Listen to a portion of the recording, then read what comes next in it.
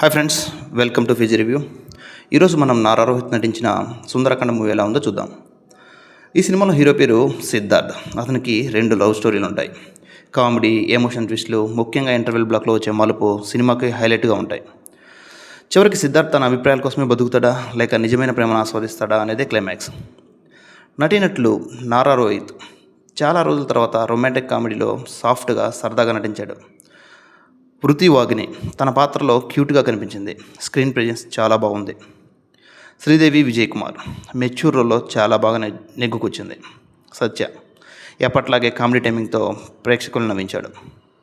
Technical director Nimmalapudi Venkatesh first హాఫ్లో సరదాగా నడిపించాడు. సెకండ్ హాఫ్లో కొంచెం స్లో అయినా ఫ్యామిలీ ఆడియన్స్కి నచ్చేలా ట్రీట్మెంట్ ఇచ్చాడు. మ్యూజిక్, పాటలు, బీజిఎం ఒకే రేంజ్లో ఉంటాయి. సినిమాటోగ్రఫీ, లొకేషన్స్, ఫ్రేమ్స్ చాలా అట్రాక్టివ్గా ఉన్నాయి. Plus points: Nara Rohit comedy touch, first half entertainment, interval twist, Satya comedy. ఇంకా మైనస్ పాయింట్స్ వచ్చేసరికి సెకండ్ హాఫ్లో స్లోగా ఉండటం, కొంతవరకు స్టోరీ ప్రెడిక్టబుల్గా ఉండటం, పాటల ప్లేస్మెంట్స్ సరిగ్గా ఉండకపోవడం. ఫైనల్ వర్డిక్ట్ వచ్చేసరికి సుందరకాండ ఒక family romantic comedy. First half కామెడీగా ఉంటుంది, సెకండ్ హాఫ్ ఎమోషనల్గా సాగుతుంది.